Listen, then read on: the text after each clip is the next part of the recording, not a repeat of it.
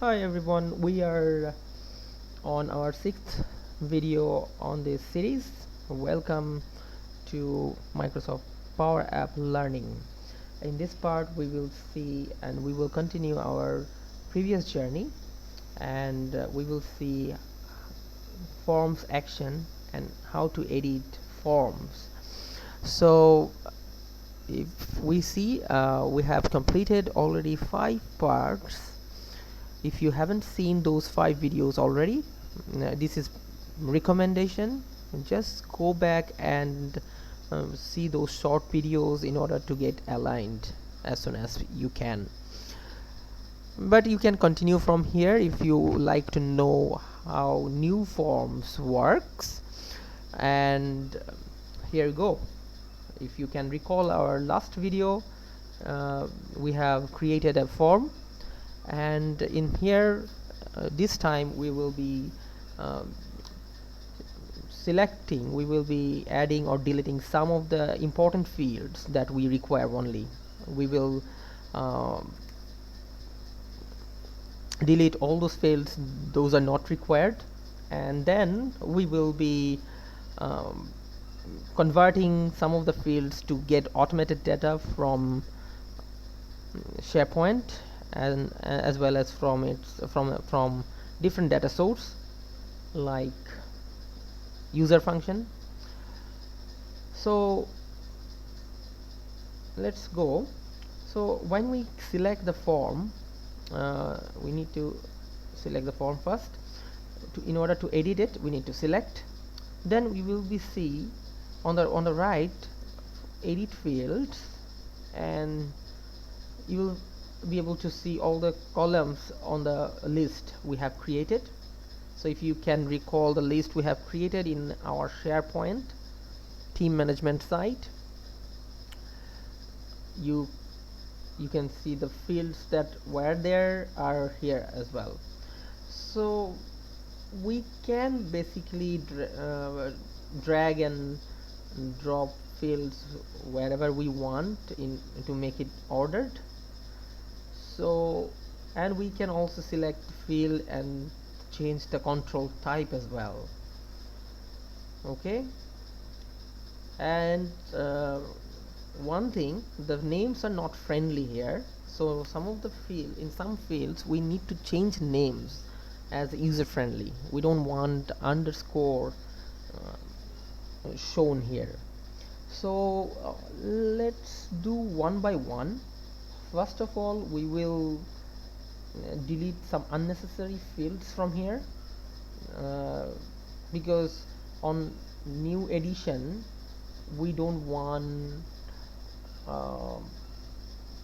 any data that's not relevant should be here, because let's say the completion date is not required. We can remove that. If we create a new one, we can delete also. I'm thinking as I am talking with you right now.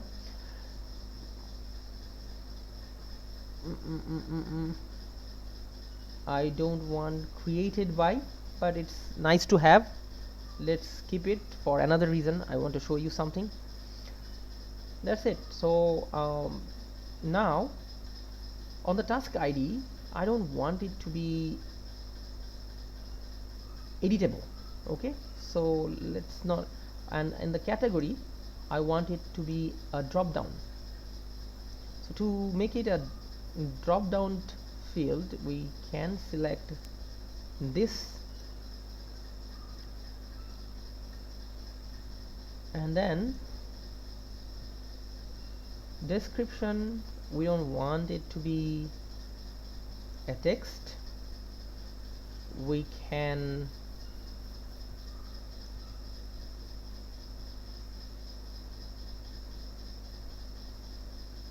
make it allowed values. Okay, or we can keep as it is now. We don't want it to be editable. Okay,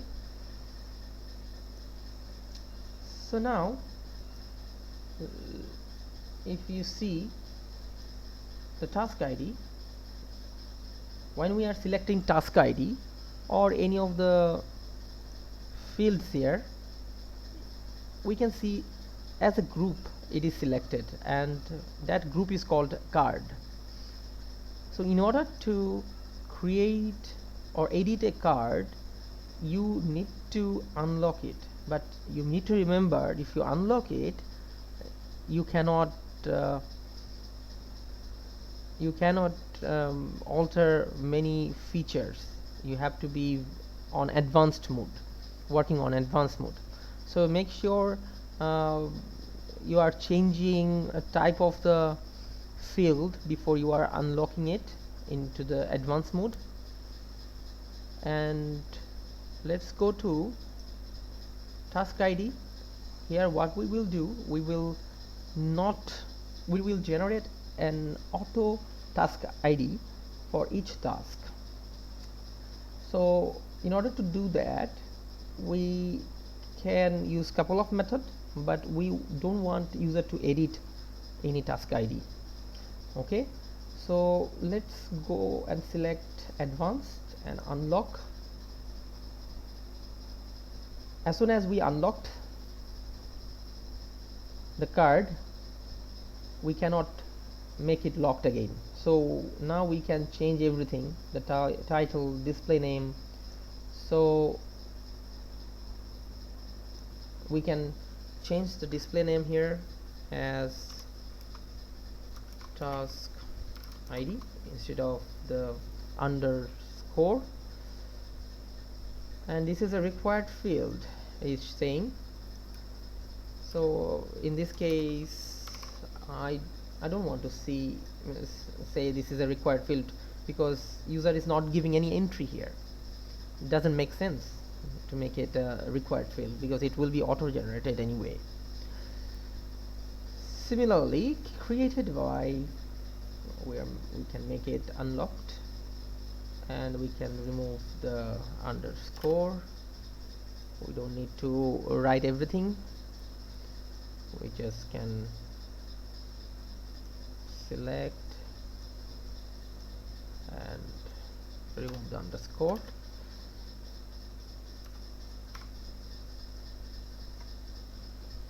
Description. So here we can see that not a field of multi-line. For if you want to add any description, it has to be multi-line. So we are changing its type to single line to multi-line. So now let's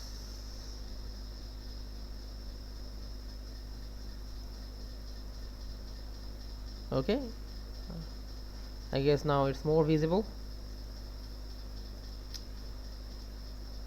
So now status assigned to is something we don't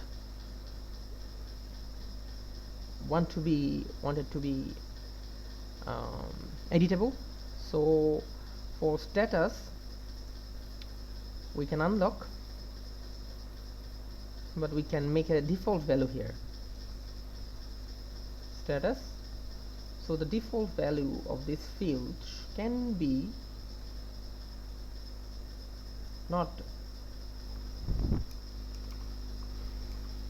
so can be initiate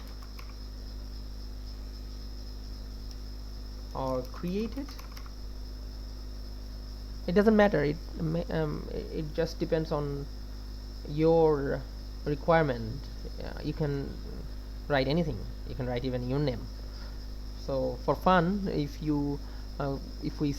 we create any entry initially, that will show my name as a status. Okay, so like let's change it to in progress, initiated, or submitted. Oh, I'm very much choosy for these things, that kills most of my time. Okay, assigned to. Now we we can basically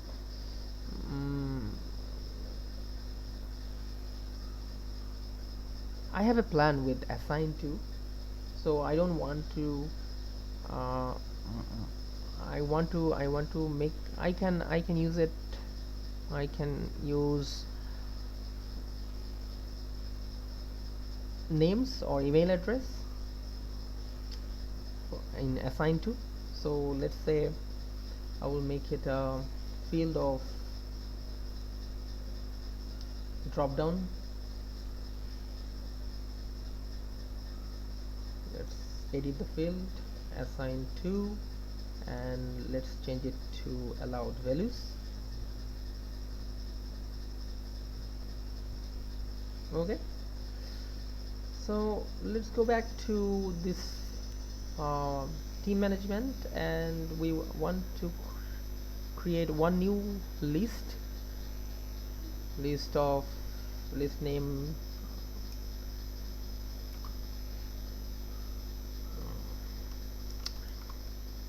team members.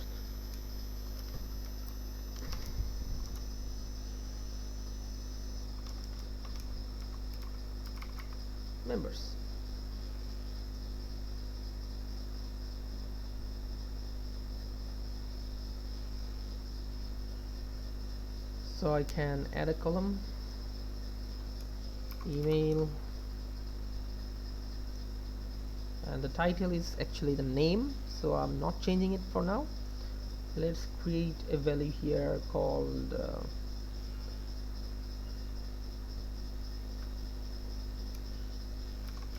so external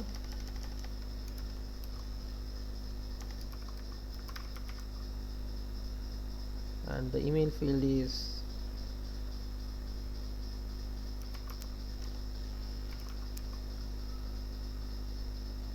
what can I say?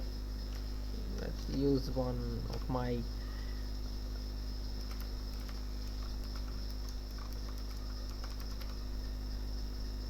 personal email address here. You can use organizational email address, that's recommended, but for privacy I'm not showing the personal company email address here. So I can add some more names here as well. Let's say so another, and the name of the email address is faisalubl@gmail. Okay,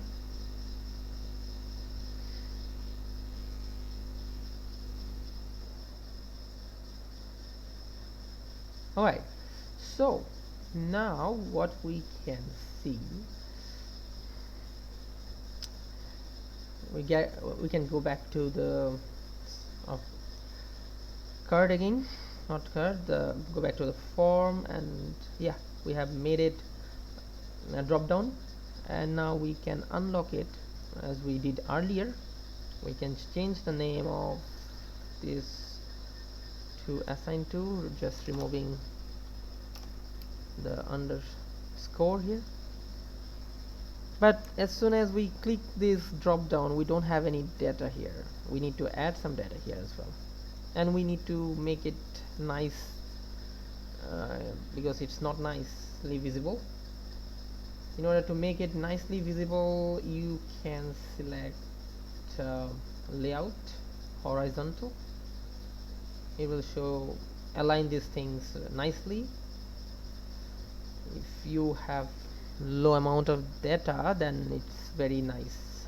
If you have big amount of data, then you have to edit things manually. Like description field, we need more space than the space allocated here. So let's say I want description to be here with a nice big space, and as you can see, it's not staying on the right place, so everything I'm editing. Okay, now it's nice, although it's not nice yet. We will make it more nice, but this is not our focus right now to design things here. We need to focus on the contents and information what we can collect. So on the category field, as we have converted it before, now we can select, we can write down some categories manually, or we can get some values from SharePoint list as well. So I will be giving you two examples here. First of all, we will be creating some manual entries here, an array of data that will be shown in the drop down list, and we can, to do that, we have to select the item. Before that, we have to select card and unlock it. Now you can select the drop down, and from the formula bar you can remove everything and add data. So category can be workstation, service,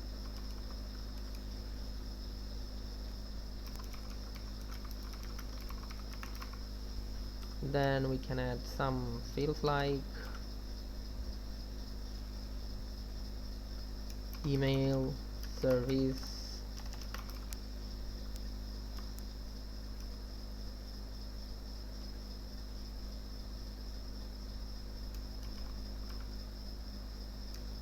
general, service, these three service. Now you can see things are not visible rightly inside. We can make little smaller in order to make it visible nicely. We can also make it semi bold so it can be nicely visible as well, so we can see the drop down entries are here. In order to, so I don't want to make any of it visible first of all, so I want something called select one as a default field.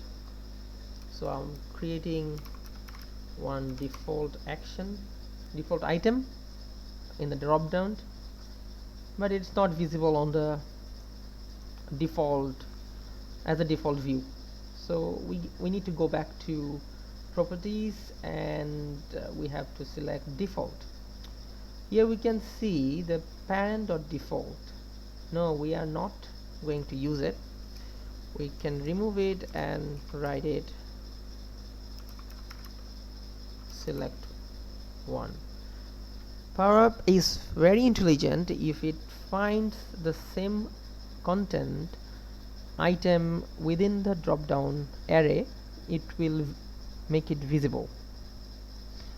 Okay, so now we have data, and now we can show some data on the next drop down.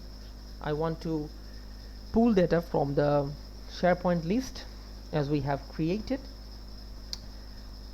This is an advanced method, and to do that we need to filter, or it's better if we filter data.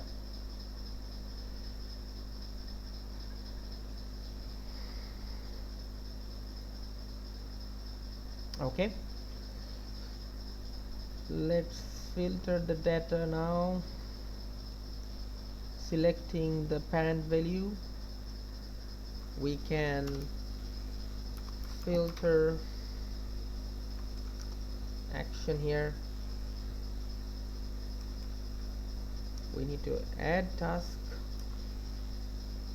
logical test. What is the logical test here? Do we want anything to be filtered, name or anything? So let's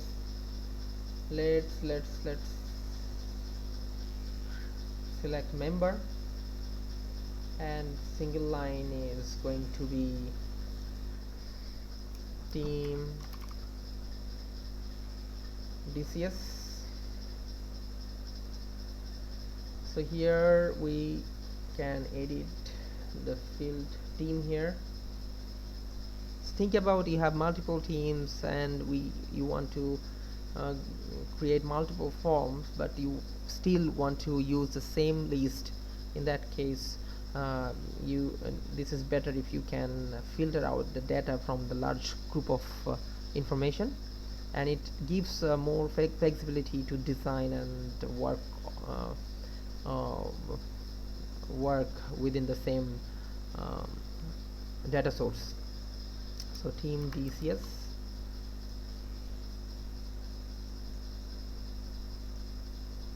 Similarly, editing the second one,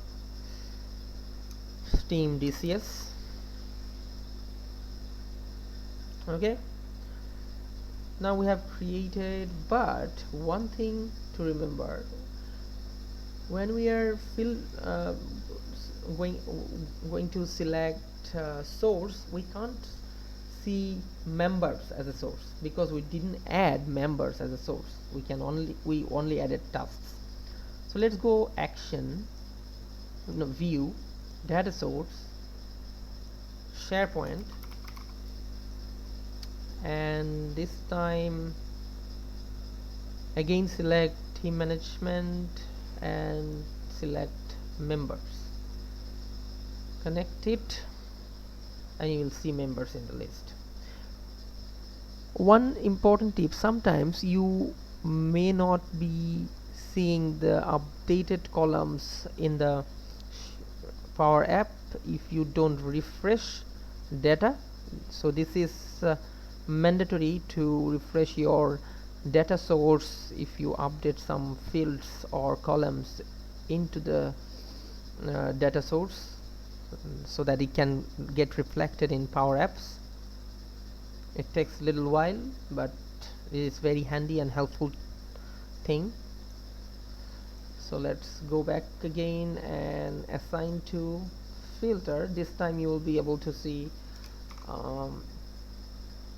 two data sources, and we will be selecting members. Then the logical test will be showing you some information. So we know the column name on the members is team. If team equals DCS, you can show the results. So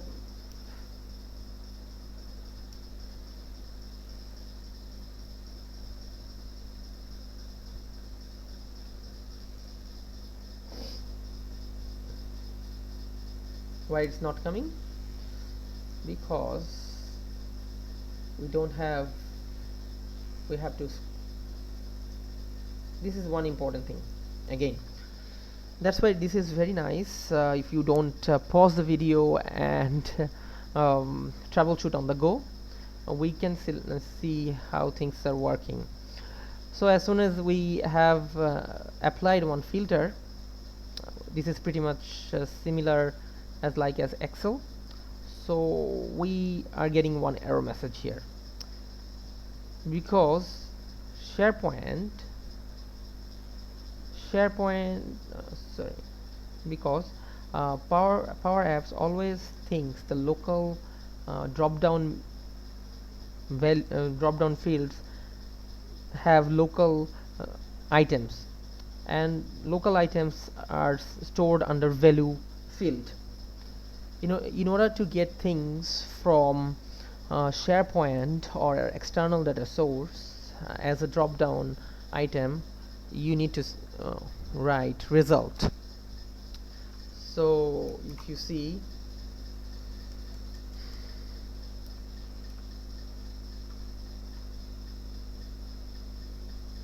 okay,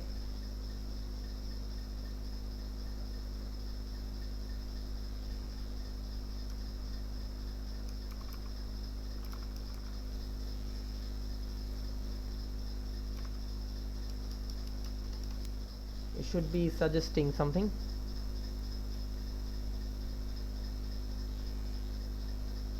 So we have selected data code value.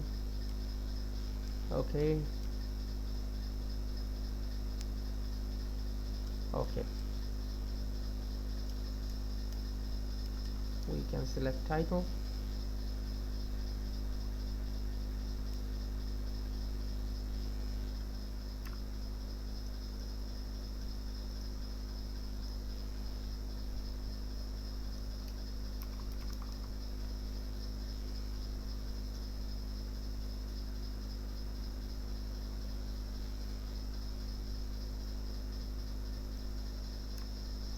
Okay, this is working. Sometimes it doesn't work because of we need to save and refresh it, then it will work. So let's go and close this, save this file, then we will refresh. We can see what happens. Let's publish it for this time so that we can uh, see it on the live demonstration. We are refreshing the live demonstration. I'm going to my task. Okay, it's not updated yet, so let's refresh it again. It takes a little while, sometimes depends on the bandwidth you are using. So now you can see the updated fields here. Now it's not coming. We need to fix this part.